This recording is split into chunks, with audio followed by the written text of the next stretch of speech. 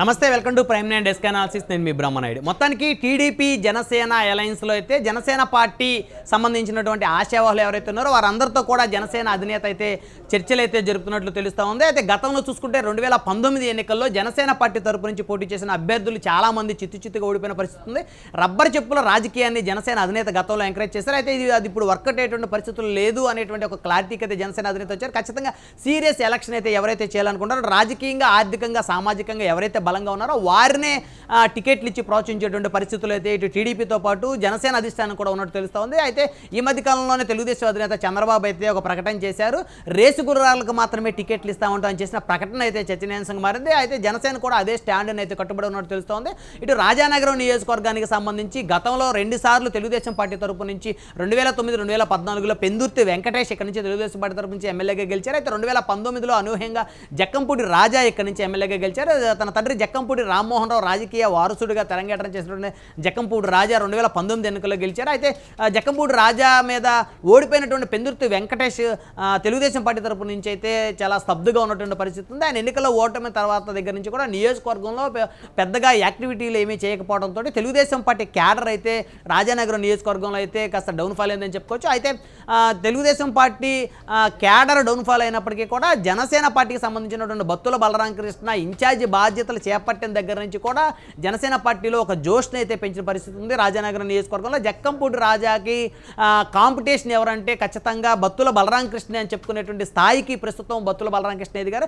అయితే మొదటి నుంచి కూడా బత్తుల బలరామకృష్ణ దూకుడుగా వ్యవహరించేటువంటి స్వభావం కలిగినటువంటి నేతగా గుర్తింపు పొందారు.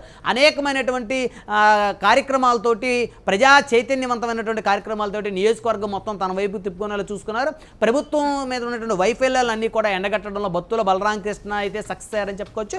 మొదటి నుంచి కూడా ఆయన నియోజకవర్గంలో ఇన్ఛార్జి బాధ్యతలు చేపట్టిన దగ్గర నుంచి కూడా ఆయనతో పాటు తన భార్య, కుమార్తె, అల్లుడు, తన కుటుంబ సభ్యులందరూ కూడా నియోజకవర్గంలో ఉన్నటువంటి మండలాలను సైతం షేర్ చేసుకొని ఆ మండలాల్లో వారు ప్రతిరోజు కూడా కార్యక్రమాలకు హాజరవుతూ నియోజకవర్గంలో ఉన్న సమస్యలన్నీ కూడా తెలుసుకున్నటువంటి కార్యక్రమంలో భాగంగా వారైతే ముందు వరుసలో ఉన్నట్టయితే స్పష్టంగా తెలుస్తూ ఉంది. అయితే బత్తుల బలరామకృష్ణకి రాజానగరం నియోజకవర్గానికి సంబంధించి జనసేన పార్టీ టికెట్ను ఆయనకే కేటాయిస్తున్నట్టు జనసేన అధినేత అయితే హామీ ఇచ్చినట్టు తెలుస్తోంది. గత 2 రోజుల క్రితం జనసేన అధినేతతో చర్చలు జరిపిన తర్వాత రాజానగరం నియోజకవర్గం తనకే వస్తుందనేటువంటి ధీమాతోటి అయితే బత్తుల బలరామకృష్ణ ఉన్నారు.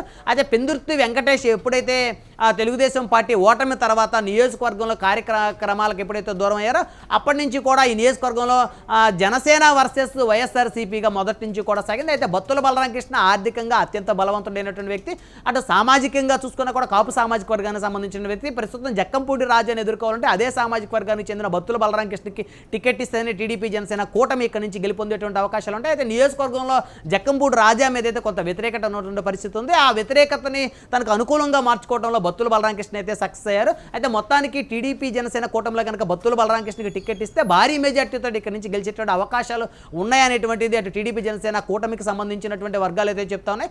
ఏది ఏమైనప్పటికీ కూడా మొదటి నుంచి కూడా ఇన్ఛార్జి బాధ్యతలు తీసుకున్న దగ్గర నుంచి కూడా నియోజకవర్గంలో వైఎస్ఆర్ కాంగ్రెస్ పార్టీకి ప్రత్యర్థిగా బత్తుల బలరామకృష్ణ ఎదిగారని చెప్పొచ్చు. ప్రతిపక్ష నేతగా నియోజకవర్గంలో బత్తుల బలరామకృష్ణ జక్కంపూడి రాజాను ఢీ కొట్టారని అయితే ఖచ్చితంగా చెప్పుకోవచ్చు. బత్తుల బలరామకృష్ణ కనుక టికెట్ ఇస్తే ఖచ్చితంగా నియోజకవర్గంలో భారీ మెజార్టీతో గెలుస్తాడు అనేటువంటి ఒక ఇండికేషన్ని ఆయన చేసేటువంటి కార్యక్రమాల ద్వారా అయితే ప్రజల్లోకి అయితే పంపించారు. మొత్తానికి జనసేన అధినేత అయితే బత్తుల బలరామకృష్ణకి రాజానగరం నియోజకవర్గానికి సంబంధించి టికెట్ కన్ఫర్మ్ చేసినట్లయితే తెలుస్తూ ఉంది.